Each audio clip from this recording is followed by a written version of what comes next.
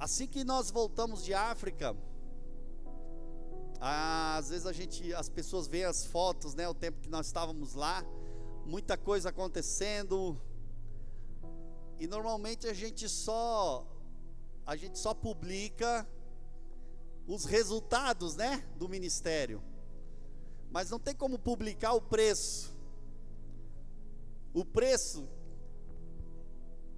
daqueles frutos que aparecem. O fruto aparece, mas o preço não aparece.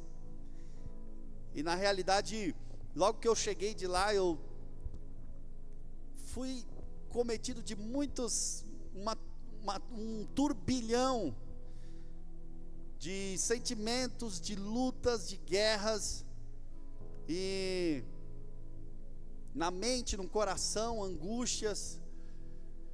Isso já aconteceu algumas vezes na minha vida, e todas as vezes que isso aconteceu, eu sinto que é Deus chamando a gente para uma intimidade, para sair, para buscá-lo. Confesso para os irmãos que já fazia bastante tempo que eu não fazia dias de jejum, de oração, de consagração. E para um pastor é impossível você levar um ministério se não for dessa forma. Simplesmente é impossível. E quanto maior a responsabilidade que Deus coloca sobre alguém, maior são as guerras, maior são as lutas. E se você não estiver realmente bebendo da fonte, você não suporta. Literalmente chega uma hora que você espana. E isso tem acontecido, infelizmente, com muitos ministérios no Brasil todo. A gente tem bastante relacionamento com muitos ministérios, e a gente tem visto muitos pastores chegando num estado de calamidade, quando não a família, os filhos. E de uma forma preventiva, eu senti no coração que eu precisava dessa retirada e sair. E normalmente eu busco, quando eu fiz esses tempos de jejum e oração, eu faço ou numa chácara de um irmão aqui, lá no Morro Agudo, ou agora na cabaninha que o pastor pastor Mauri tem, né? Uma cabaninha muito linda que Deus fez, e daqui a pouco nós vamos ter a nossa, amém, irmãos? Vai chegar o fim em breve aí, em nome de Jesus. E aí, mas eu senti dessa vez que foi diferente, Deus me chamando lá para minha terra, lá para Blumenau. Foi lá que eu nasci, foi lá que eu cresci, foi lá que eu já cresci no Evangelho, eu já cresci, né, no meio de uma comunidade, e eu sentia que eu tinha que ir para lá. Então eu entrei no ônibus, porque se Deus começa a te chamar e você começa a prorrogar, levar com a barriga, sempre vai aparecer situações. Eu não queria que começasse a agitação do ministério naquele estado que eu estava. Então eu fui, obedeci essa voz, entrei num ônibus, fui para Santa Catarina. Eu liguei para um pastor amigo meu lá de Blumenau e disse: pastor, arranja um lugar para eu ficar. Ah, mas tem um lugar em Pissarras, tem um lugar não sei aonde. Eu disse: não, tem que ser em Blumenau. Eu não sei porquê, mas tem que ser aí, aonde tudo começou. E aí ele foi, e eu já estava no ônibus, já não sabia nem para onde que eu ia pousar. E aí o pastor encontrou um lugar, uma casinha muito parecida com essa daí. Eu vou mostrar agora, pode postar aí rapidinho. Tá no controle. Opa, desculpa, essas coisas modernas aí eu estou desacostumado já. E você viu que é muito parecida, né, essa daqui, né? Mas era essa casinha aqui que ele conseguiu para mim, numa zona rural, uma casinha de madeira. E aí quando você vê, queria que desligasse essa lâmpada aqui, por favor, que eu acho que alguns irmãos aqui vão se identificar com esses objetos aí. Foi tão interessante. Não, aqui ó, esses aqui ó, que é muito forte. Isso, obrigado. Quem está se identificando aí com esses objetos? Esses objetos aqui fizeram parte da minha história, da minha infância. Eu achei muito interessante, porque de repente eu estava na minha terra, estava numa casinha simples, e essa casa era como se fosse um museu de coisas antigas. Tudo isso aqui ó, tinha na nossa casa, aquelas xicrinhas Duralex, quem conhece? Latinha de soia, Tudo isso aqui, queridos, e é interessante, parece que Deus estava me levando e preparando um cenário para trazer uma palavra para o meu coração. E todo aquele cenário foi separado por Deus, não podia ser em outro lugar. Esses objetos aqui, ó, e não é minha casa, tá, queridos? Isso é a casa de um irmão que eu nem conheço, nunca falei com ele, mas o irmãozinho montou essa casa para mostrar para os filhos deles o que é uma vida simples, o que é uma vida. Então a casa que ele montou foi dessa forma aí, e ele fez questão de não colocar nada moderno, tem só internet, né? Tem só internet aí, mas o resto é assim, tudo é antigo, e depois eu vou explicar para vocês. Mas eu queria começar trazendo uma introdução aqui, para que você entenda, olhando para a palavra. É possível e é normal um irmão em Cristo, um cristão, chegar numa estafa física, emocional, espiritual? É possível isso acontecer? Porque muitas pessoas julgam, né, e acham que não, mas se ele está assim é porque está em pecado, se está assim é porque não conhece a Cristo.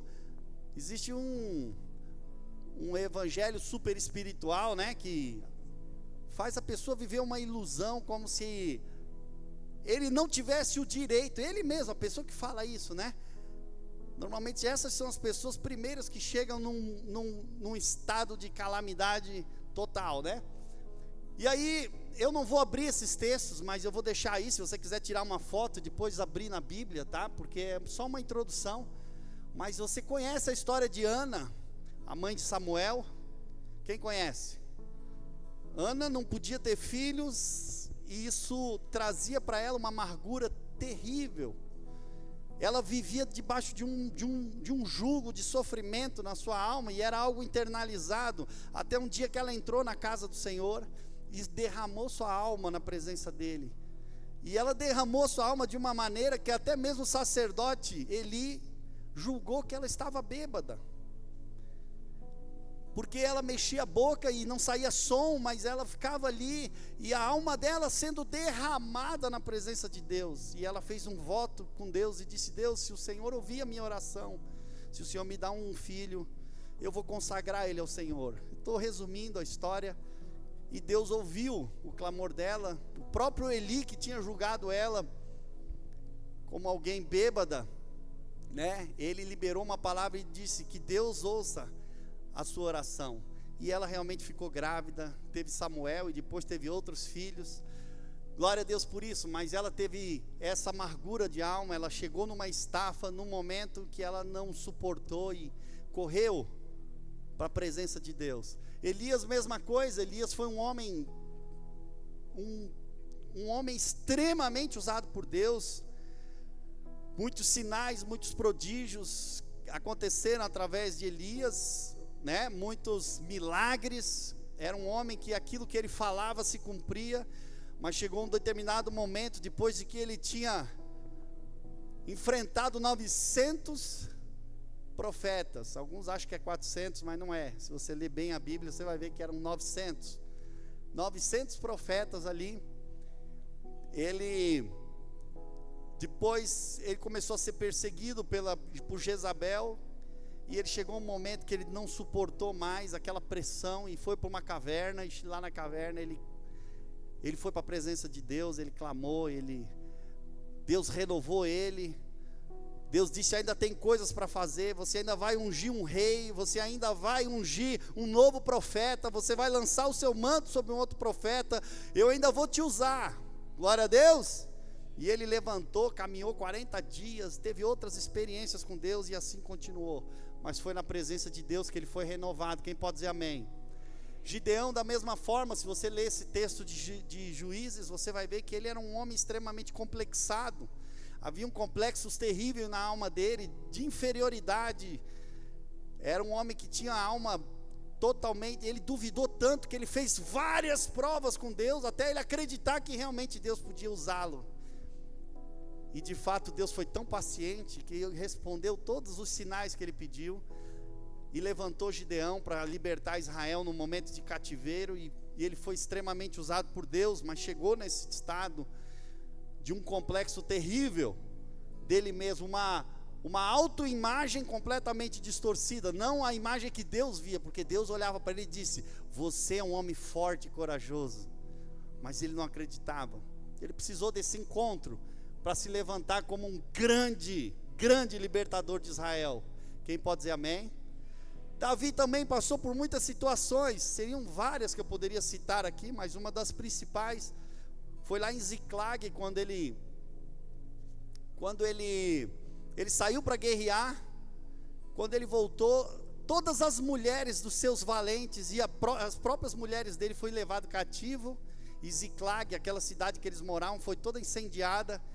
E foi uma amargura tão grande, porque filhos, as mulheres, todas tinham sido levadas cativo, e eles nem sabiam se tinham morrido, o que estava acontecendo, que os próprios homens valentes dele falaram em apedrejá-lo.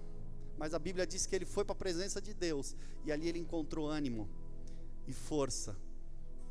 Perguntou para o Senhor: devo guerrear contra esses que saquearam? Eu não me lembro se eram amonitas, o que eram, não me lembro agora, mas aí eles foram, guerrearam, trouxeram tudo de volta, e mais despojos e despojos, glória a Deus por isso.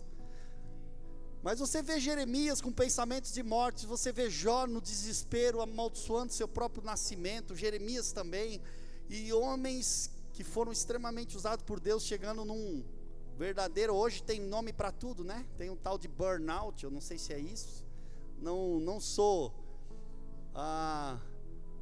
um psicólogo, né? Mas eu tenho ouvido muito dessa palavra, né? Que é aquele momento que você pensa até na morte, né? Paulo, que alguns podem dizer: não, mas isso aí é coisa do Antigo Testamento, né? Agora o Espírito Santo está em nós, então nós não vamos passar por isso, os super espirituais, né? Mas não é verdade. Quando você vê Paulo, você vê ele várias vezes entrando em momentos de crises, de lutas, de confusões.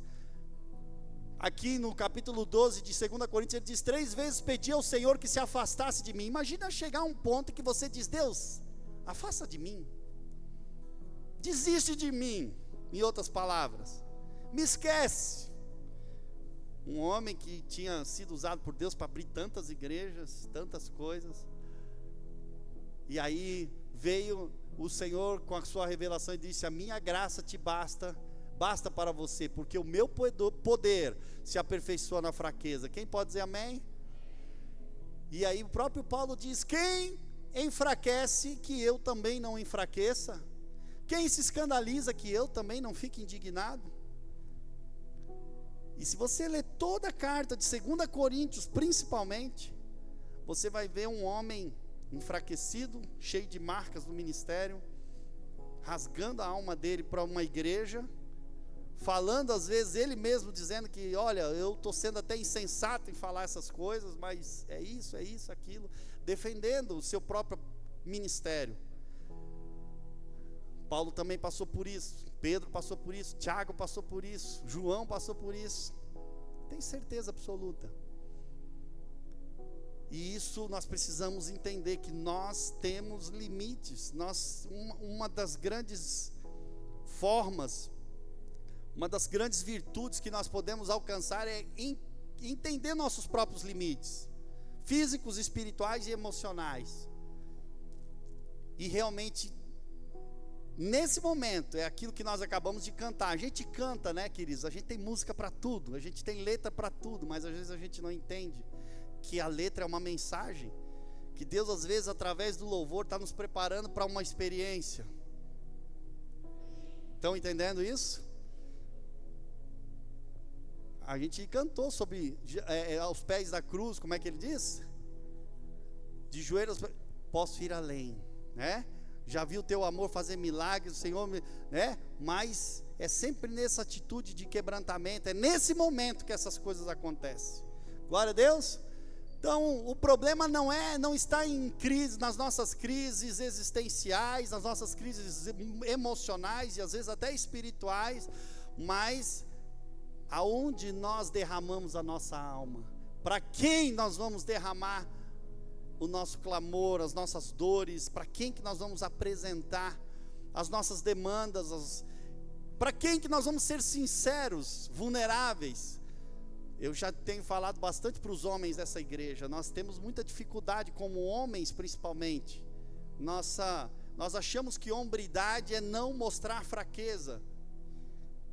E Jesus diz: a minha graça te basta e o meu poder se aperfeiçoa na sua fraqueza. Porque quando você é fraco, aí que você é forte. Há um grande poder quando você se faz vulnerável diante de Deus e às vezes até diante de algumas pessoas. Há um poder que se aperfeiçoa nesse momento. Quem está entendendo? E nós precisamos entender que isso é normal. Mas muitas pessoas, quando chegam nesses momentos de crises, elas vão buscar em lugares errados, em fontes erradas. Elas esquecem que a fonte de tudo que ela precisa está em Jesus. Em algumas pessoas que Deus vai colocar perto de você, através de um discipulado, de amor, de cuidado, que vai exercer a própria paternidade de Deus na sua vida. E você precisa entender isso, porque Deus vai fazer, pode falar amém, querido, você está certo, está todo mundo errado, você está certo, não precisa ficar com vergonha não. O certo é dizer amém mesmo. Eu tenho falado isso desde que eu cheguei aqui, há 5 anos. Amém é você ativar aquela verdade na sua vida. Amém? Opa, desentulha aí. Amém? Desentulhou. Agora você não vai mais ficar sozinha, tá? Aleluia! Então, queridos, o problema não é as crises, o problema é como você enfrenta, o que você vai fazer. Todos esses homens e mulheres que eu falei aqui foram para a presença de Deus e ali foram renovados. Agora eu quero que você imagine essa mensagem. Na verdade, tudo que eu falei aqui é introdução, disse, que introdução comprida, né? Mas a mensagem é essa daqui: é tempo de voltar às origens, a pureza, buscar a pureza e a simplicidade do verdadeiro evangelho de Cristo. Amém? E Deus me levou para aquele lugar. Eu quero trazer de novo aqui essa imagem, que eu quero que você imagine como Deus é um Deus de detalhes. Fala comigo, Deus é um Deus de detalhes. E às vezes Ele usa detalhes para falar com a gente, e coisas que você jamais imagina. Por que Deus estava me chamando para a minha cidade? Por que Deus separou essa casa? Podia ser qualquer uma, podia ter ido para qualquer lugar, mas uma casinha de madeira, simples. O pé direito dela dava para quase encostar assim com a mão. Acho que tinha 2,10 metros, 2,20 metros no máximo. Já era o forro, com todos esses objetos que remetiam à minha infância. E aí Deus foi falando comigo: Rafael, você lembra como foi no começo? Como era lá na origem? Como foi o teu primeiro amor? E aí Deus começou a ministrar essas palavras no meu coração. Eu vou trazer algumas verdades aqui para você. Aqui é uma palavra do salmista, que ele diz assim: lembro-me destas coisas e dentro de mim se derrama a minha alma. Uma das coisas mais lindas que tem na Bíblia são os salmos. Quem concorda comigo? Quem gosta de ler salmos aqui? Mas o que você encontra nos salmos? Pessoas vulneráveis na presença de Deus. A maioria foi escrito por Davi, mas muitos ali, Asaf, Jedutum, e outros, até Moisés, tem aí salmos que foi escrito por Moisés. Mas você olhar, na maioria deles é um derramar da alma, é alguém gritando por socorro para o Senhor, alguém derramando, seja angústia, seja lutas, né? Você vai ver uma sinceridade, um relacionamento sincero, puro e transparente com Deus. Esses são os salmos, sim ou não? E o que o Senhor estava querendo ensinar conosco quando Ele deixou esses louvores, que na verdade são clamores de uma alma, de que é esse relacionamento que Ele quer ter conosco. Quem está entendendo? Deus não quer ter um relacionamento religioso, onde você vai sentar apenas numa cadeira no domingo, para ouvir a mensagem de alguém. Não, Deus está querendo um relacionamento puro, como foi no início. Quando a gente se converte, queridos, é a coisa mais linda que acontece, sim ou não? É tanta pureza, é tanta simplicidade, sabe? A oração é como de uma criança. Eu não sei orar direito, Senhor, mas eu quero dizer que eu te amo. O que eu estou sentindo é muito verdadeiro. Tudo que eu quero é te servir, tudo que eu quero é te amar. Não tem estrutura, não tem fingimento, não tem hipocrisia. É puro e simples. Quem pode dizer amém? E eu quero te convidar essa noite a fazer uma viagem para o teu passado, como esse aqui fez. Eu lembro-me dessas coisas e dentro de mim se derrama a minha alma, de como eu passava com a multidão de povo e os guiava em procissão à casa de Deus, entre gritos de alegria e louvor, multidão em festa. Porque você está abatido, ó minha alma? Porque se perturba dentro de mim? Espere em Deus, pois ainda o louvarei, a Ele, meu auxílio e Deus meu. Uau! O que você enxerga aqui? Alguém que talvez pelo crescimento, pela estrutura, por ter se tornado talvez uma referência para todo mundo que está olhando para ele se viu perdido, angustiado, e de repente ele olha para o passado e lembra, meu Deus, como era no início, eu guiava as pessoas na simplicidade de Davi, era um homem tremendo, né? Apesar nunca se agarrou à posição, e a Bíblia conta aquela história, quando ele estava vindo trazer a arca do Senhor para Jerusalém, ele dançou tanto que até as cuecas dele apareceu, e a mulher dele começou a falar mal dele, se tornou estéril por causa disso. Vocês lembram disso? Por causa da simplicidade, ele disse, olha, por mais me deixarei envergonhar por amor a Deus, eu amo, e eu quero expressar com tudo que eu tenho. E esse é o nosso primeiro amor, essa é a essência, pela qual nós fomos, quando nós nascemos de novo. Mas a nossa vida, esse nosso cristianismo, parece que no meio do caminho vai se corrompendo com muitas coisas. E eu quero continuar aqui, senão não vou conseguir terminar a mensagem. Lamentações 3, 20 e 21 diz, minha alma continuamente se lembra disso e se abate dentro de mim. Vocês estão conseguindo entender? Esses homens derramavam sua alma, não havia fingimento. Como a gente tenta fingir? Nós estamos vivendo uma geração hoje, nós todos, de só querer mostrar, sabe, o lado bom. Tem casamentos aí que estão se arrebentando, mas na internet só mostra aquelas fotos, parece dois pombinhos que acabaram de casar.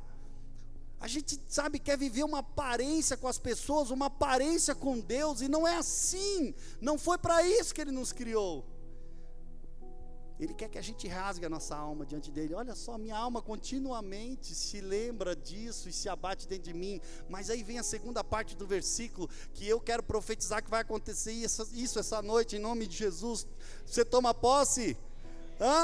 Quero trazer à memória o que pode me dar esperança. Algumas pessoas dizem, não, você não tem que olhar para trás. Não, tem vezes que você precisa sim olhar para trás, principalmente no que diz respeito à sua vida com Deus. Porque se hoje você está vivendo num evangelho pobre, esse evangelho, sabe, aguado, que não transforma a alma, que não muda nada, é a hora de olharmos para trás e lembrarmos daquele dia que a gente disse sim para Jesus, do sentimento da presença dele invadindo, né, Marcelo? Marcelo teve uma experiência tremenda com Deus. Um dia ele vai contar aqui para nós, né, Marcelo? Está nos visitando pela primeira vez, mas já é parte dessa família, em nome de Jesus. Mas é a coisa mais linda, o testemunho e a experiência que ele teve com Deus, e o coração dele transborda, porque ele está vivendo o primeiro amor.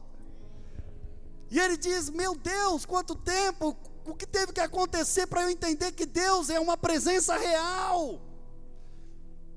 É ou não é, Marcelo? Quem hoje pode dizer para você que Deus não existe?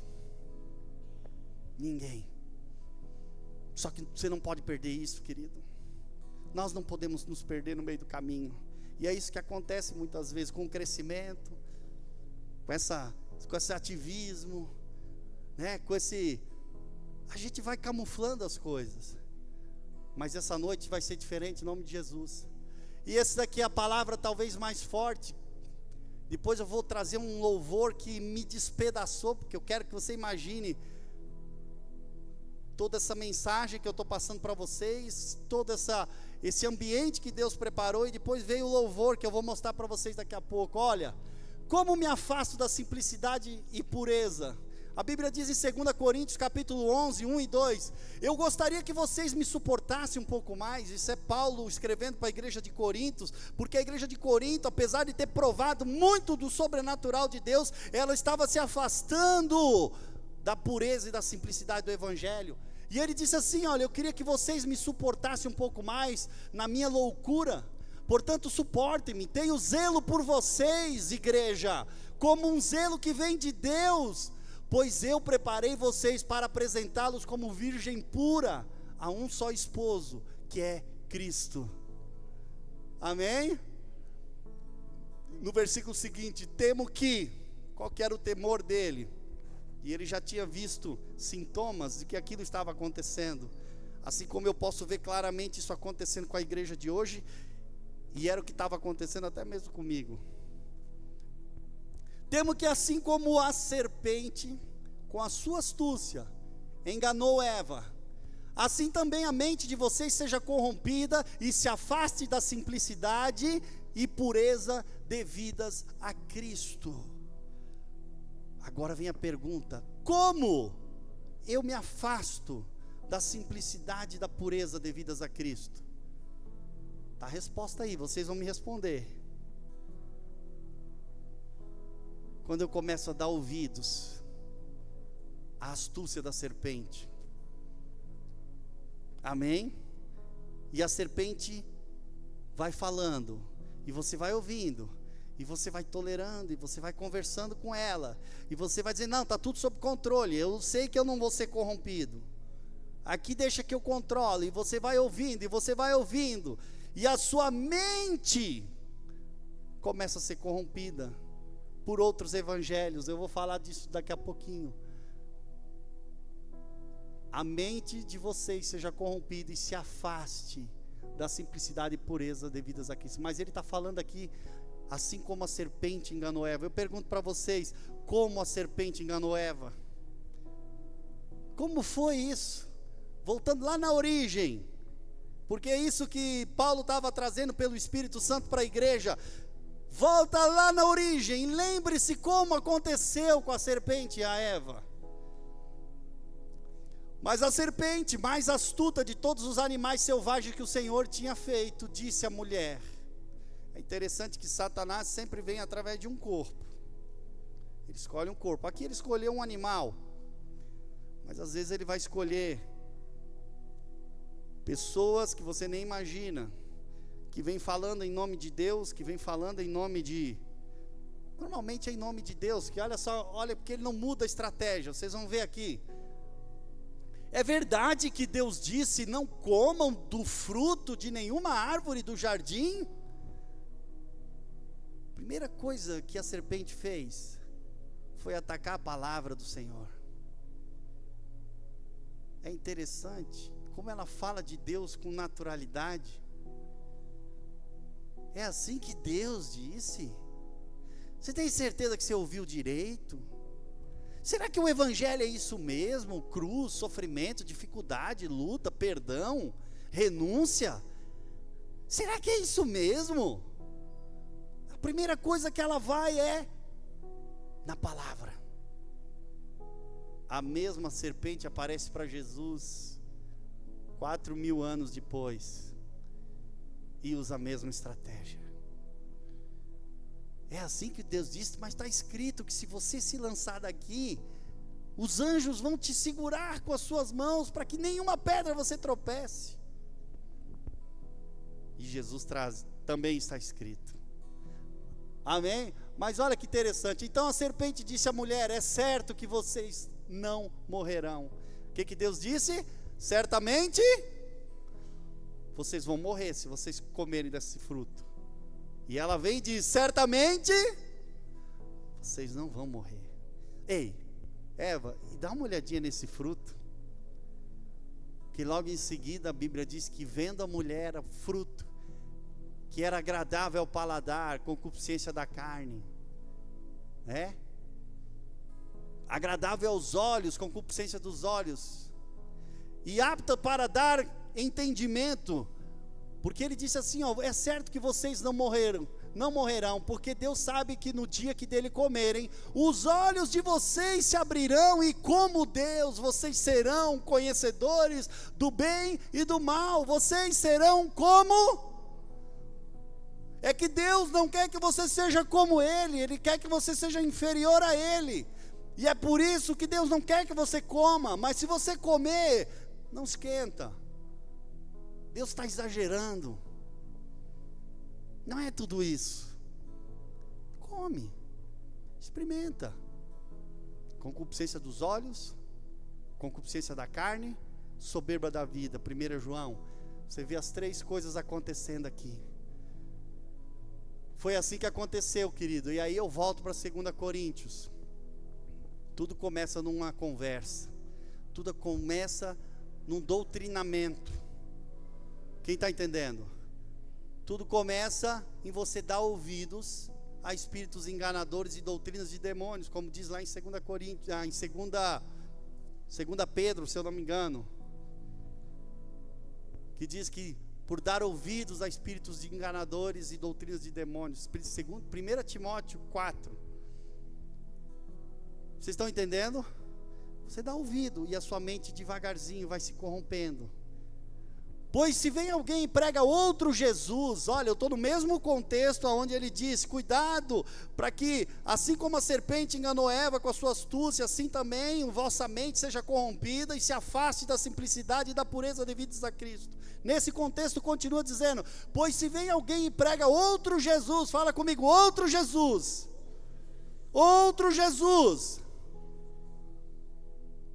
diferente daquele que nós pregamos, ou se vocês aceitam um espírito diferente, fala comigo, espírito diferente, outro Jesus, espírito diferente, tudo parecido, porque hoje está sendo pregado muitos Jesus, é verdade, Jesus está sendo apresentado de muitas maneiras, e para aqueles que não estão realmente solidificados na palavra, estão sendo levados por ventos de doutrinas. Efésios 4 fala isso. Amém? Aí ele diz assim, ou se vocês aceitam um espírito diferente daquele que já receberam, ou um evangelho diferente do que já aceitaram, vocês toleram isso muito bem. Estão entendendo, queridos? Como é que a mente é corrompida? Quando você dá ouvidos a evangelhos que pregam outro Jesus, que falam de um espírito que não é o Espírito de Deus, que pregam um evangelho diferente, que não é o evangelho da cruz, o evangelho realmente puro e simples, o qual Jesus Cristo é o centro e não o homem. Estão entendendo? E aí você ouve e tolera muito bem. E hoje, infelizmente, a igreja está sendo alvo de um bombardeio de evangelhos através da internet. E eu vou te falar, irmãos, a maioria fala 90% de coisa boa, 99%. E só tem 1% ali que é fermento. Mas esse fermento leveda toda a massa e perde toda a pureza e a simplicidade do evangelho, te levando para um evangelho. Vou falar alguns, um dia eu vou trazer essa mensagem, porque eu já trouxe aqui, alguns já ouviram, são várias mensagens sobre os falsos evangelhos que são pregados hoje, o evangelho da hipergraça, onde tudo é graça, tudo é misericórdia, Deus te aceita do jeito que você é, você não precisa mudar não, venha como você está e continue. Hoje tem o evangelho circo também, né? Vem assistir um espetáculo, se emocione e vai embora como você está, sem uma transformação no teu espírito. Evangelho coach, E eu podia trazer o evangelho da prosperidade, que já vem vindo de algumas décadas. Nós rejeitamos esse evangelho durante muito tempo, mas hoje ele está presente em quase todas as igrejas, com exceção do remanescente, que é bem pequeno. Eu falo para vocês porque eu já rodei esse Brasil, conheço todas as denominações que você pode imaginar, já preguei na maioria delas, e eu sei o que eu estou falando.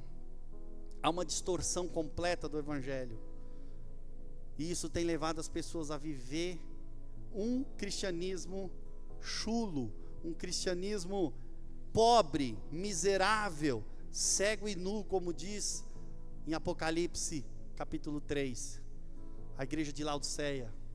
Quem está entendendo? Nós precisamos voltar à essência, voltar para o evangelho. O Senhor está nos chamando para isso.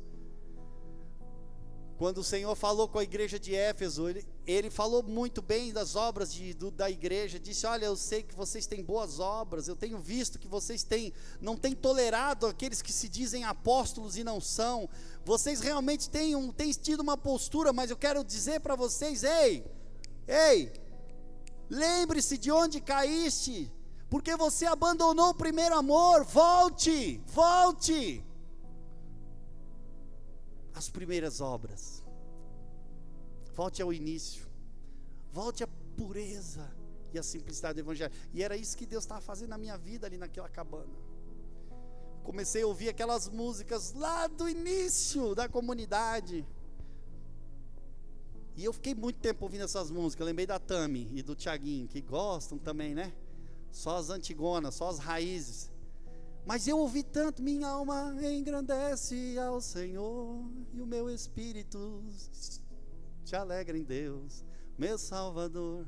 Quem lembra dessa música? Não?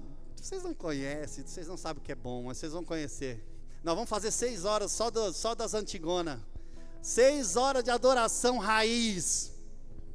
Quem pode dizer amém aí comigo? Quem vai vir aí? Só vai ser Azaf Borba para trás, Ademar de Campos, daí por diante.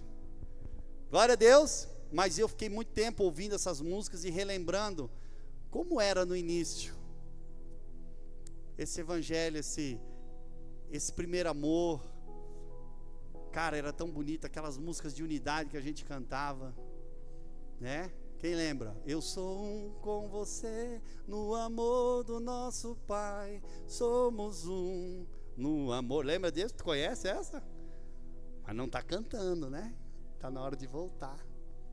Está na hora de voltar. Não é que você tem que só cantar essa e rejeitar as novas, não é isso, irmãos, que eu estou falando, em nome de Jesus, amém? Tem muita música tremenda, e essa que eu vou cantar para vocês é fresquinha, ela saiu há pouco tempo. E eu queria que preparasse aí para mim. Pode colocar aqui a letra também, tá? Minha norinha linda. Eu fui agraciado com essa nora aí. Amém? Agora eu queria que você pensasse um pouquinho. Eu voltando para minha terra, para aquela casa, com aqueles objetos que me remetiam ao início, à minha infância. E aí eu ouvi essa música, ela realmente despedaçou. Sabe quando você já está quebrado aí, Deus termina de... Não, Deus não faz isso, é a gente que tem que fazer. Não, Deus não faz isso, viu, irmãos? Acabei de falar uma heresia. Deus não faz isso, mas Ele espera que a gente mesmo se despedace. É verdade, porque tem gente que prega isso, né? Tem até uma música que está errada, que eu já falei para a gente mudar, né? Quebra a minha vida. Cara, não canta isso não, irmão. Porque se Deus quebrar a tua vida, tu nunca mais vai ser refeito. Ele é paciente, espera que você se quebre. Foi isso que aconteceu lá na mão do oleiro. O vaso se desfez na mão dele. O vaso se desfez. Se quebrou. Amém? Quis construir um templo, eu não admitia que você pudesse morar numa tenda, numa coisa simples. Vamos lá, põe play aí para nós. Eu queria só que você fechasse seus olhos e pensasse um pouquinho na sua vida espiritual, na sua história. Queria que você fizesse uma viagem para o primeiro amor agora. E deixa Deus te fazer experimentar a pureza e a simplicidade. Quis construir um templo, eu não admitia que você morasse numa tenda.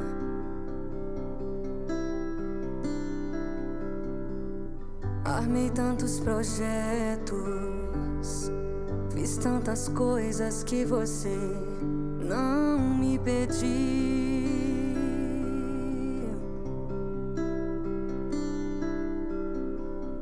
O que eu não entendia era que a estrutura não traria a tua presença pra mim.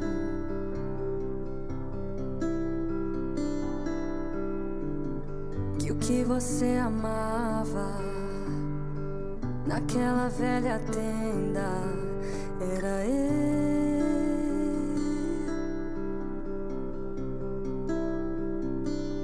Eu quero voltar ao lugar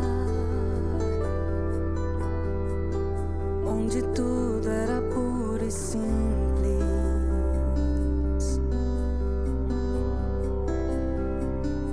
Eu quero voltar ao lugar só você e eu.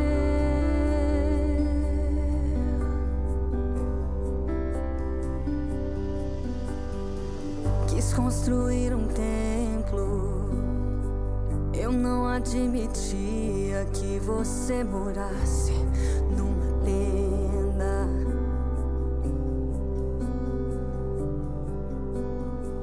Armei tantos projetos,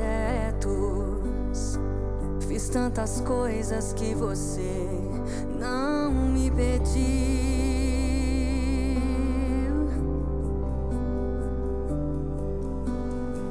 O que eu não entendia era que a estrutura não traria a tua presença pra mim.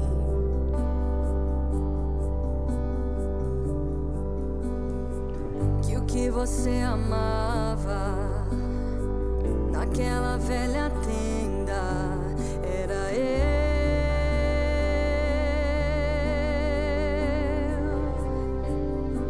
Eu quero voltar ao lugar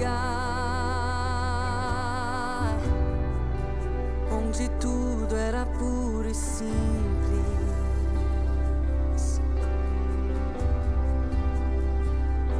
Eu quero voltar ao lugar só você e eu.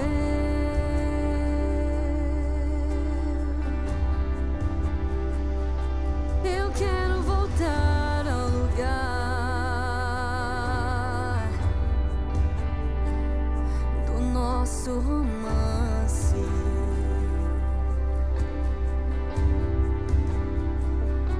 Eu quero voltar ao lugar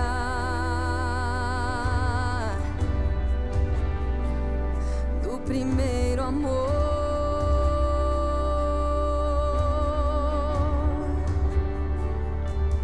Quem sou eu? Quem sou eu? Quem sou eu? Pra que você me queira com tanto carinho, Deus? Quem sou eu?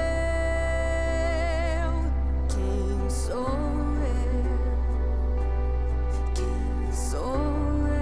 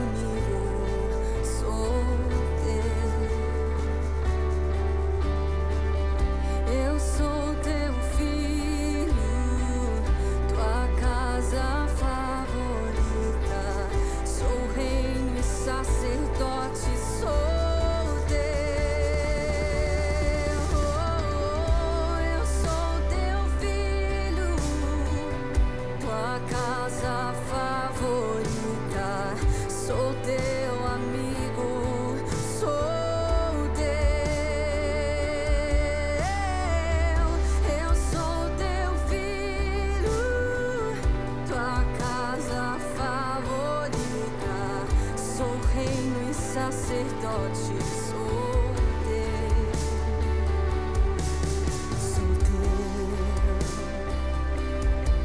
eu sou teu, você é meu. Eu sou teu, você é meu. Eu proclamarei o decreto do Senhor. Ele me disse, tu és meu filho e fui eu quem te gerei, ó Deus. Então dá-me as nações por herança. Dá-me as nações por herança. Eu sou teu, você é meu.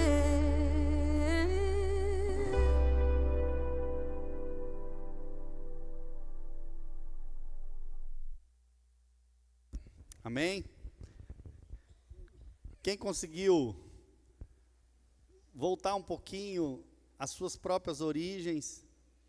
Na verdade, essa palavra, queridos, ela não é algo novo, porque Deus tem falado conosco. O pastor Diego é testemunha já há bastante tempo, tem falado conosco, tem falado